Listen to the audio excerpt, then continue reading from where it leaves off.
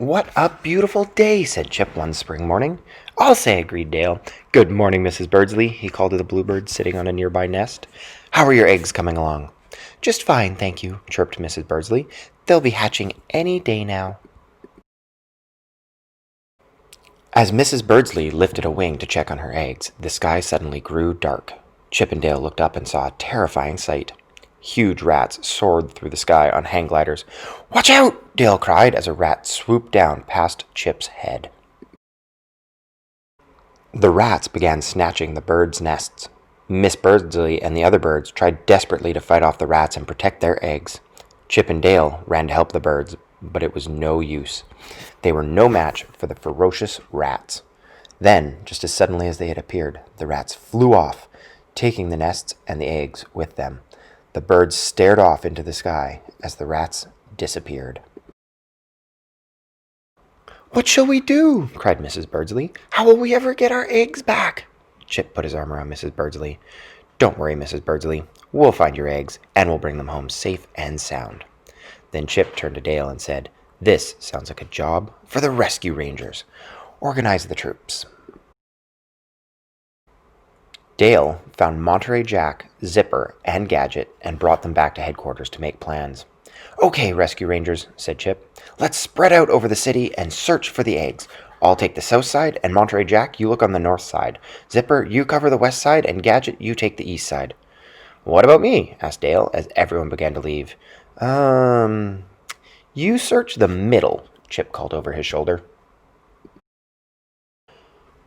The Rescue Rangers searched high and low, but they didn't turn up any clues. When they returned to their headquarters, they were tired and discouraged. "It's no use," said Gadget. "Those eggs seem to have vanished completely." "We have to think of something," said Dale. "We promised Mrs. Birdsley." "You're right," agreed Chip, "but we may have to get some help." Just then, a delivery truck sped by. As it zoomed around the corner, the back door flew open and several books fell out. Chip ran over and examined the books. "These books might be just the thing we need to help us solve this mystery. Follow me!" Chip took the books and led the Rescue Rangers to a sewer grate. "Gadget," said Chip, "do you have any ideas how we can get down into the sewer to talk to Sewer Al?" "Sewer Al!" shrieked Dale. "Why would we want to talk to that creep?" "Because Sewer Al knows a lot of bad guys. The kind of guys who would steal birds' eggs," Chip explained. "He loves books more than anything in the world. If we offer him these, maybe he'll tell us something that will help us find the eggs." Meanwhile, Gadget had found a glove in a nearby trash can. "This should do the trick," she said, as she unraveled the wool from the glove. Gadget tied one end of the wool to the sewer grate. Then one by one, the Rescue Rangers climbed down the wool into the sewer. At the bottom, they found a pair of old shoes.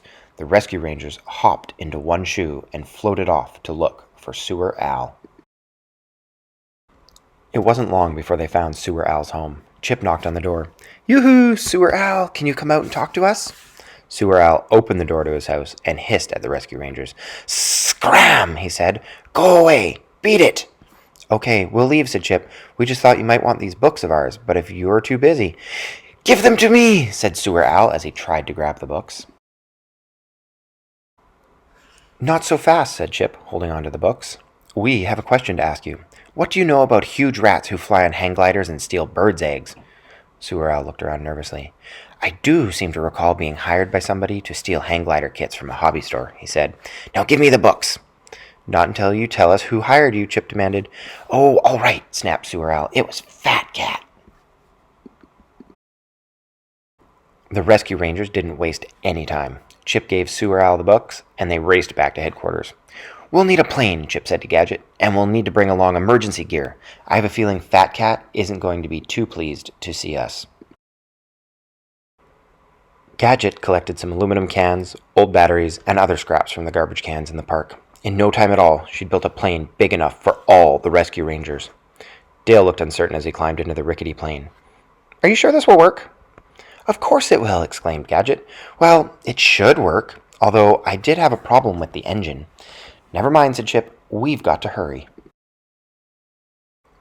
Soon, the Rescue Rangers were flying to Fat Cat's hideout in the Happy Tom cat food factory. Gadget expertly landed the plane on the roof of the factory, and the Rescue Rangers hopped out. "Let's get down to Fat Cat's office," said Chip. as he ran towards the stairs. "And keep quiet. We don't want anyone to know we're here." When they got to Fat Cat's office, Monterey Jack put his ear up against the door and listened to the voices inside. "They've got the eggs all right," he whispered. "After they hatch, Fat Cat wants to sell the baby bluebirds to pet stores." "That creep," said Dale. "Let me at him." "Hang on, Dale," said Chip, holding Dale back. "If we run in there now, they'll just catch us. We've got to get the eggs back without anyone seeing us."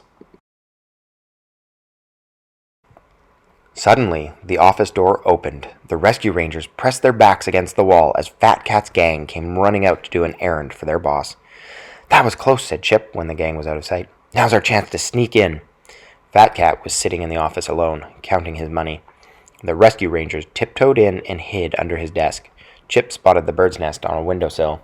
He quickly climbed up the curtains until he reached the nests. Dale pulled the bottom of the curtains away from the wall to make a slide. Chip carefully slid the nest down to Monterey Jack and Gadget, then he scampered back down the curtains, and they all began sneaking out of the room. Chip looked at Dale, who had a funny expression on his face. Chip suddenly realized that Dale was about to sneeze. "Oh no," Chip whispered. "Don't do it, Dale." Achoo!" sneezed Dale. The nest and eggs Dale had been holding went flying all over Fat Cat's office. Chip grabbed a nest and began catching eggs as they fell. Zipper flew around and grabbed the rest of the eggs. Fat Cat stood up at his desk. "What's going on?" he bellowed. "What are you doing with my eggs?" The rescue rangers didn't wait around to answer Fat Cat's question. They ran as fast as they could to the roof. Fat Cat chased after the rescue rangers. Gadget reached the roof first and ran to the plane. She tried to turn the crank to start the plane, but it came off in her hand. Monterey Jack reached into the plane and grabbed the emergency parachutes Gadget had packed. He tossed one to each of the rescue rangers. They quickly put them on and ran to the edge of the roof. The rescue rangers parachuted off the roof, carrying the birds' nests in their hands. They looked up to see Fat Cat shaking an angry fist at them. "I'll get you for this, rescue rangers! Fat Cat never forgets!" he screamed. "Neither do the rescue rangers!" Dale screamed back. The rescue rangers landed and made their way back to the park. They returned all the nests and eggs to Mrs. Birdsley and the other birds, who were all very thankful. Just then, the eggs in Mrs. Birdsley's nest began to hatch. Soon, 5 baby bluebirds were chirping and begging for food. Mrs. Birdsley called the rescue rangers over to his nest. "I'd like you to meet my new babies," she said. "Their names are Chip, Dale, Gadget, Monterey Jack, and Zipper." The rescue rangers thought that was the best thanks of all.